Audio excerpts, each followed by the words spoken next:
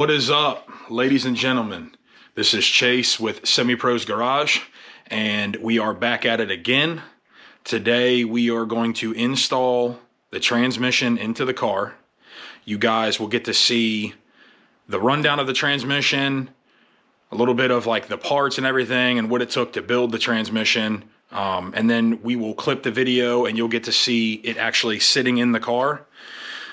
This will be one of the easiest transmission installs that I've done on this car, courtesy of the wheel cribs that we got from Race Ramps, which awesome product. Definitely cuts the time in half, if not more than that. Taking the car from putting it on jack stands to these wheel cribs gets the car higher in the air, makes it a whole lot easier to pull this transmission in and out from under the car, because anybody that deals with the Turbo 400 or the Power Glide transmissions, and you know how big the bell housing is on these transmissions. So it makes it super fun to try to take it from out under the car when you're on jack stands if you don't have the ones that are made for monster trucks. So we're going to start with the rundown on the transmission. We have that beside us here.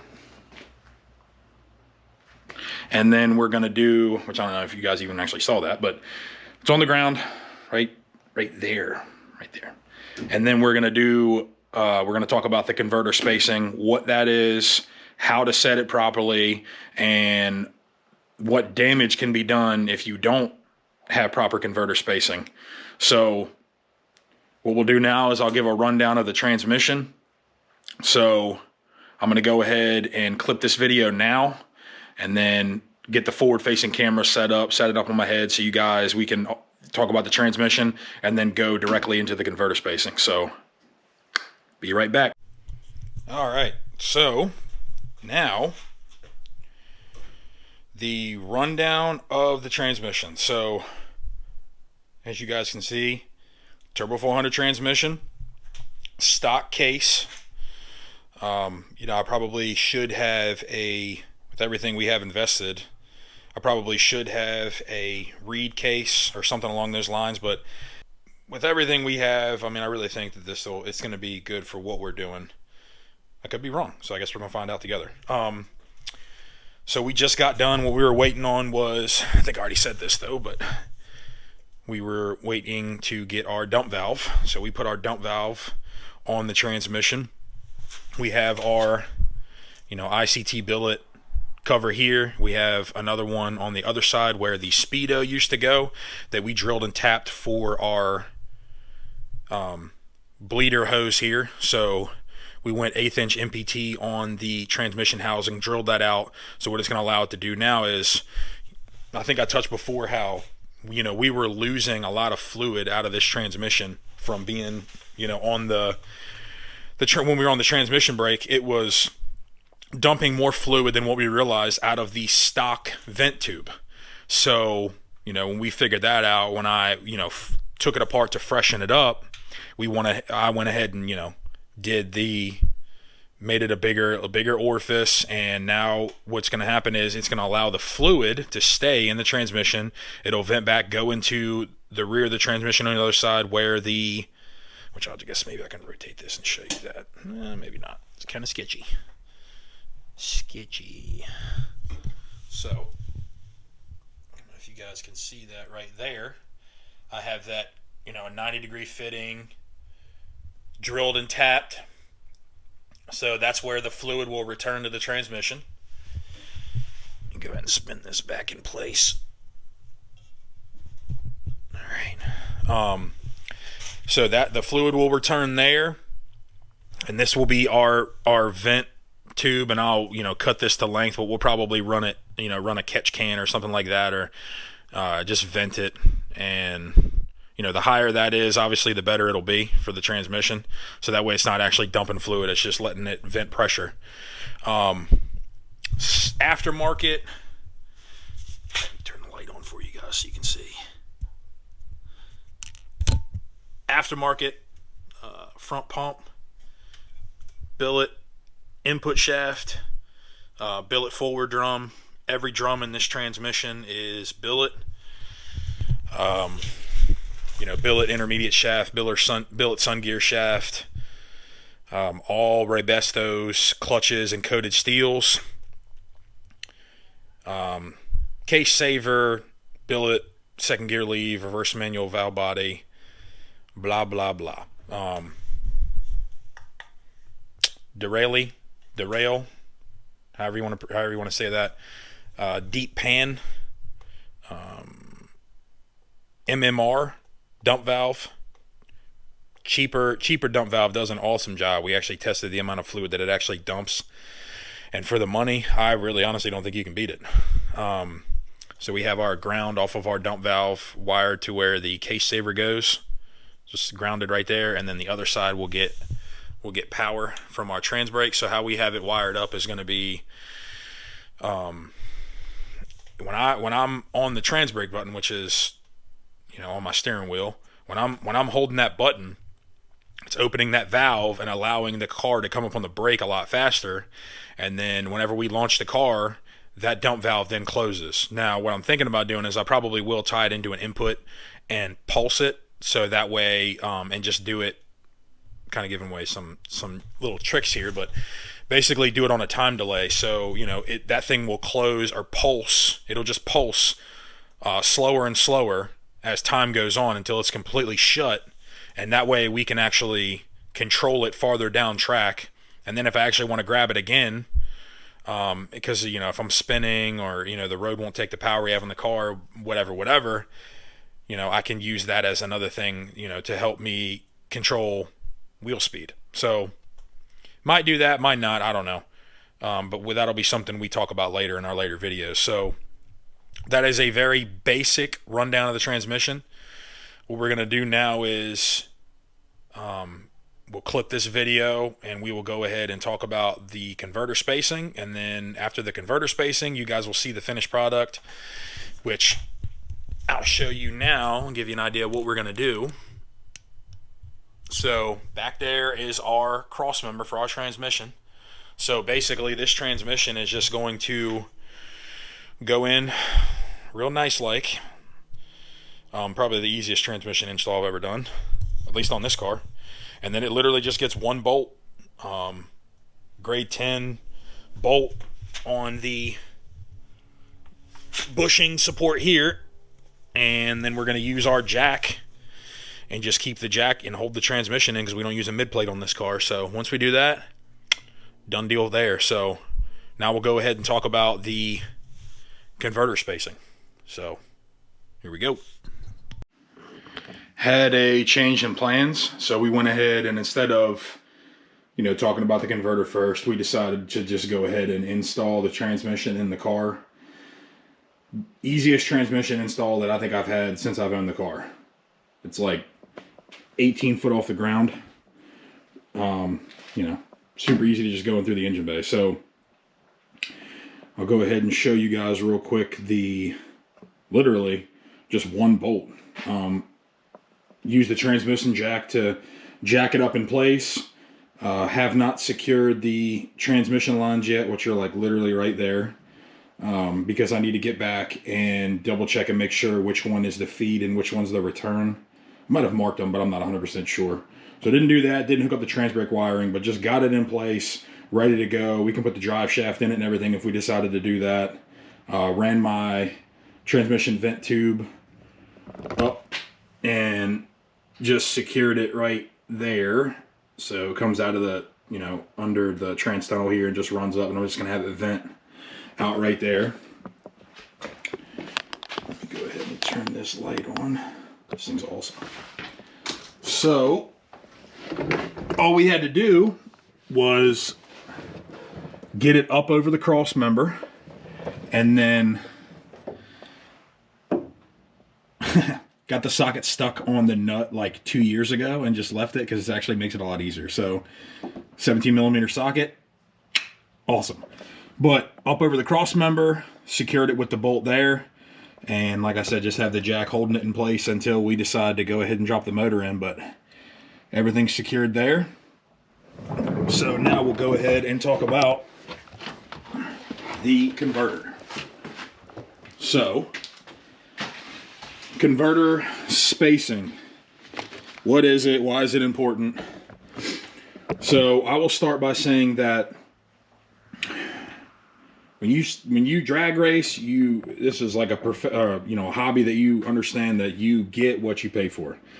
So with off-the-shelf converters like you're going to do, if you go to Jegs or if you want to go to Summit or whatever, and you do an off-the-shelf converter that's not properly spec'd for the car, like exactly what we had in the car before we decided to go with Circle D, and had Pete spec us this converter exactly for the combo and what we want to do with the car, you run into issues where when you just get, what we had in the car was like a Super Street Fighter, or Ultimate Street Fighter, like sounds like the video game, but it was $1,000 converter, and it was a nice converter, and it did a decent job, but it's not right for the combo. So the car is not going to perform at its best. That's just the bottom line. So you end up running into a situation where, we made sure that the flex plate that we have on the car, we had to get a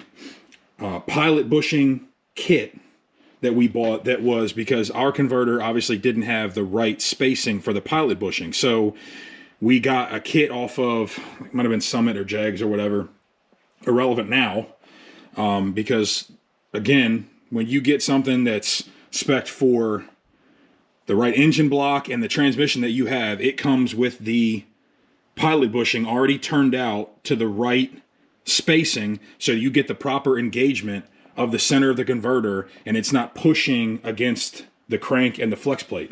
So if you try to piece something together, you have to be very careful with setting the proper, converter spacing. So, converter spacing, what it actually is, it is the distance from the front of the converter. I'll say that this is the front of the converter. It is the distance from the front of the converter to how it seats into the transmission pump.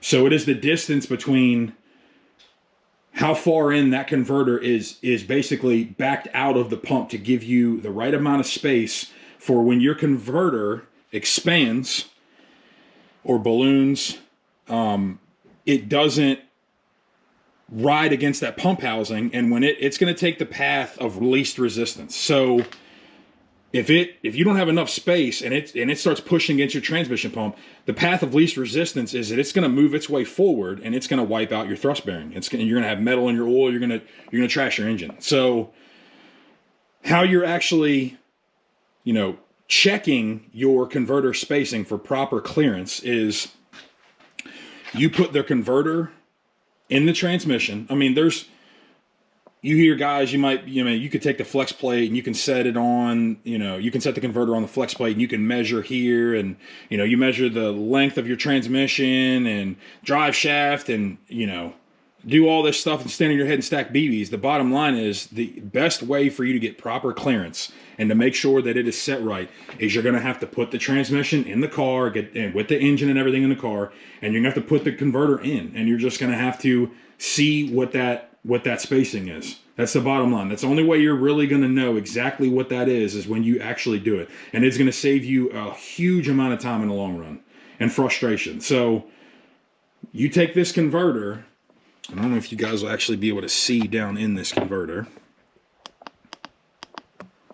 So down in that converter, you can see where this converter drops into place over the input shaft. And whenever you put this converter in, you slide it on the input shaft and you rotate the converter. And you spin it and you spin it and you'll hear it drop, and it's going to clunk in 3 times. And you just keep spinning it until it is seated all the way into the pump. And when that happens, what you do is to measure for proper spacing. You make sure that it's all the way as far as it'll go into the pump. And the easiest way to do it is I use drill bits. So I just take a drill bit that I have that's in my target spacing. You'll hear 1/8 inch to a 3/16 of an inch. I choose to do 3/16 of an inch. So you take your drill bit, and let me say why. So you'll hear people talk about, I personally don't feel 1/8 of an inch is enough. So 3/16 of an inch and more. You might be able to go a little bit more. You can go, you know, if you want to get into thousandths, you could go a little bit more than 3/16 of an inch. But that is the right amount of space to still have proper engagement between the converter and the transmission pump. So if you do not have, let's say you don't have enough spacing, okay? What is going to end up, well, let me backtrack. So in order to check it, I'll say this. In order to check your converter spacing, when you have the converter all the way into the transmission pump, you take your drill bit, and what you are measuring, flip this converter one-handed, what you are measuring is the distance between the converter feet here and the mating surface of where it attaches to the flex plate, which is here. So the feet of the converter and where the flex plate, where it mounts and the bolts go through, right? You want to be able to fit your drill bit, your 3/16 drill bit, in between the feet and that flex plate. If you have 3/16 of an inch, then you're golden. If you have 1/8 inch, I personally feel that's not enough. Let's say you don't have enough space. What it's going to do is if you have less than 3/16, or if you have less than 1/8 of an inch, it's not enough room. What will end up happening is when you go ahead and secure your converter to your flex plate, you're only allowing yourself that little tiny 1/8 of an inch. So when the converter starts to balloon and expands, it's going to work its way back to the transmission pump, bottom out in the pump, and then push its way forward. And it's going to apply pressure. Path of least resistance is on the flex plate and your crank, and it's going to wipe out your thrust bearing. So, you know, I see posts weekly about the DIY 400 group, Turbo 400 group, and LS groups and everything, trying to figure out why they have excessive pump wear on their transmission, and why they have metal in their oil and wiping out the thrust bearing, and crank walk and all this other stuff. It almost always, might as well just say always, comes down to improper converter clearance or spacing. So if you have, now let's say you have more than 3/16 of an inch. Let's just say 5/16, right? You got the converter pushed all the way back into the transmission pump, and you are measuring from the feet of the converter to the flex plate. Let's say you have 5/16 of an inch. You can take an 1/8 inch washer and place it between the two, and that way whenever you when you go ahead and bolt the converter to the flex plate, you have that 3/16 of an inch between the converter and the transmission. So when it expands, it will go back towards, it will balloon towards the transmission, and it won't bottom out and then start pushing its way towards the crank. So, if you let's say you let it ride and it had 5/16, or it had a 1/2 inch of space or more than 5/16, you're not going to get proper converter and pump engagement. So you're going to start, you're not going to have proper charge align pressure on your transmission. You're going to start smoking your transmission. You're going to burn up your gears.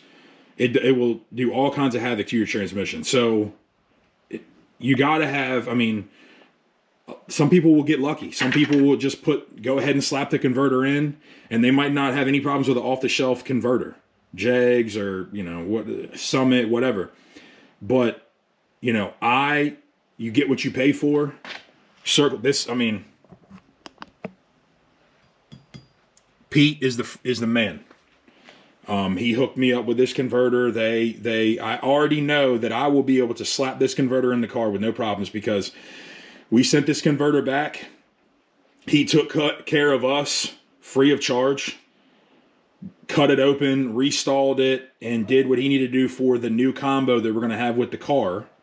And I already know that this pilot is threaded out to the proper length of what we need to get the right engagement into the rear of the crank and flex plate. This setup, that I'm going to be able to just put this in the car, basically, slap it in the car, and it's going to work for what we have. And that's another thing, like I said, you get what you pay for. So they're, in my opinion, the best, or one of the best converter companies in the game. And that's why they are the way that they are. I mean, you can go, there's a lot of good converters, you know what I mean? Hughes, Circle D, FTI, you know, all those guys. So like, you know, but this is just the company that I chose to go with because they're making some of the best converters, in my opinion, on the market right now for no prep. So, you know, make sure that you guys are setting and, you know, or, you know, if let's say you don't have enough, right? You put I want to go back and touch on this. Let's say you put this converter in the transmission and you get it seated all the way back in the transmission and you go to measure and you only got a 1/16 of an inch, right? Between the converter feet and the flex plate. You are going to have to figure out if you have the right flex plate for your combo, because you may have to machine down the flex plate here where it mates with the converter, or machine down your converter feet. And there's other ways you can do it. Try to get, you know, a different, like I said, a different style flex plate, or, you know, a different pilot bushing or whatever. But it is extremely important that you guys set proper and have proper converter spacing for your combo. You're going to thank yourself a million times over in the long run. So, you know, that pretty much wraps up this video of the, you know, converter spacing transmission install. So, you know, you guys go ahead and stay tuned for the next video. The next video that we're going to have is, and we're going to do part 2 of our electrical. So we've already filmed part 1 that just got uploaded, edited. Took a while to get that edited and uploaded properly. So that was just posted. We're going to go back, now that we got this covered, we're going to go back and do the part 2 of our electrical and then continue on from there. So thank you guys again. Like and subscribe, please. Until next time. See you guys.